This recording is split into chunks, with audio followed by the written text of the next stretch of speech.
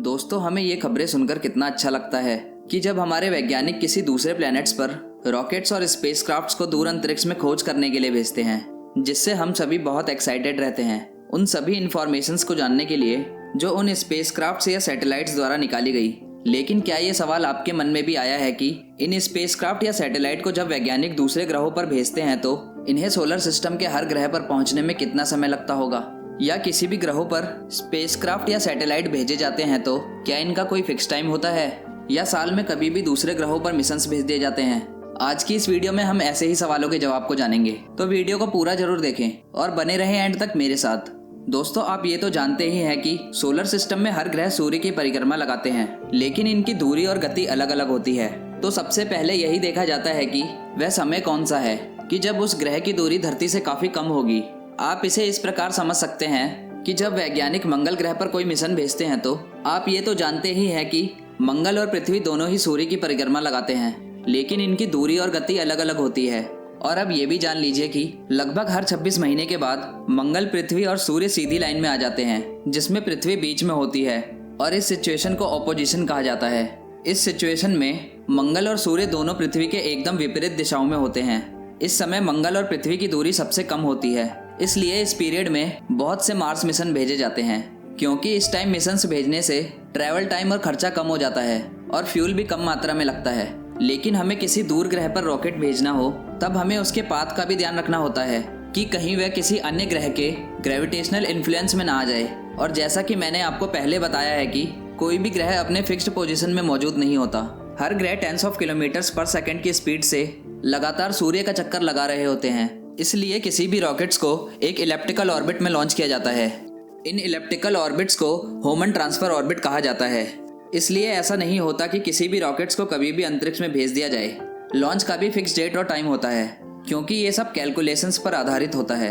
जब किसी रॉकेट को इलेप्टिकल ऑर्बिट में लॉन्च किया जाता है तो उसे इस प्रकार भेजा जाता है कि जब वह रॉकेट अपने टारगेट पॉइंट पर पहुंचेगा तब वहां पर वह ग्रह भी पहुंच जाएगा, जिस पर रिसर्च करने के लिए किसी स्पेसक्राफ्ट या सैटेलाइट को रॉकेट द्वारा भेजा गया है।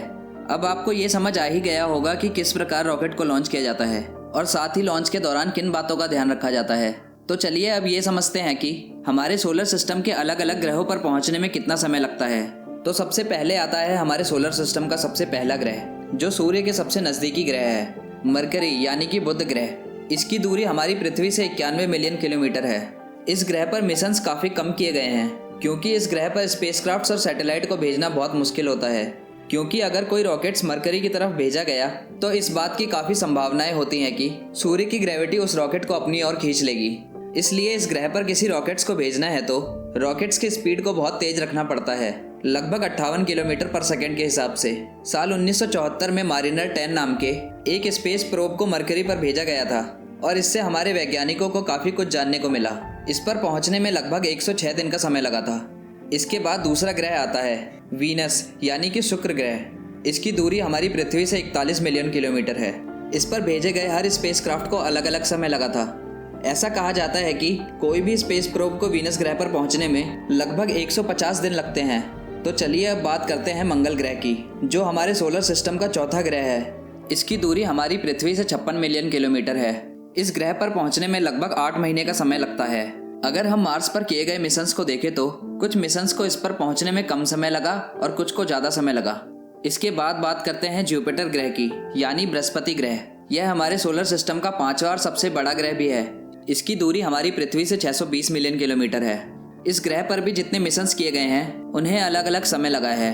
जुपिटर ग्रह पर भेजे गए सबसे पहले प्रोब पायोनियर 10, जिसे 2 मार्च 1972 को लॉन्च किया गया था, उसे जुपिटर पर पहुंचने में 640 दिनों का समय लगा था।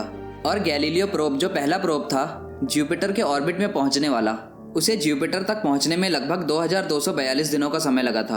अब बात करते हैं अगले ग्रह सैटर्न की, जो जुपिटर के बाद सोलर सिस्टम का सबसे बड़ा ग्रह है। इसकी दूरी हमारी पृथ्वी से 1277 मिलियन किलोमीटर है।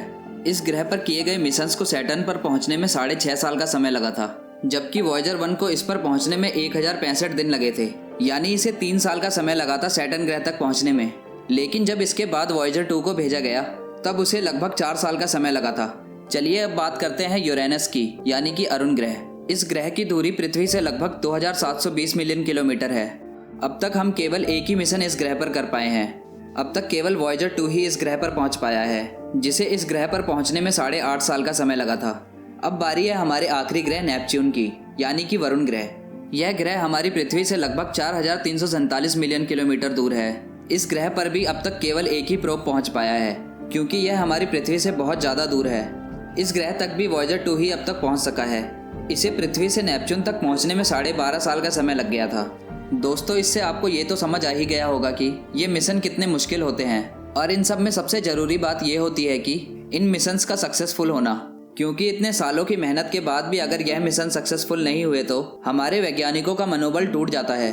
लेकिन ऐसा ना हो, इसके लिए हमारे वैज्ञानिक काफ़ी डीप स्टडी और इन्फॉर्मेशन के बाद ही ऐसे मिशंस करते हैं। और आपको ये बात जानकर हैरानी होगी कि न्यू हॉराइजन्स नाम का एक मिशन लॉन्च किया गया था, जिसे हमारे ड्वार्फ प्लैनेट प्लूटो तक पहुंचने में 9.5 साल का समय लगा। ऐसा इसीलिए हुआ क्योंकि इसे जुपिटर के ग्रेविटेशनल इन्फ्लुएंस से काफ़ी ज़्यादा सहायता मिल गई थी।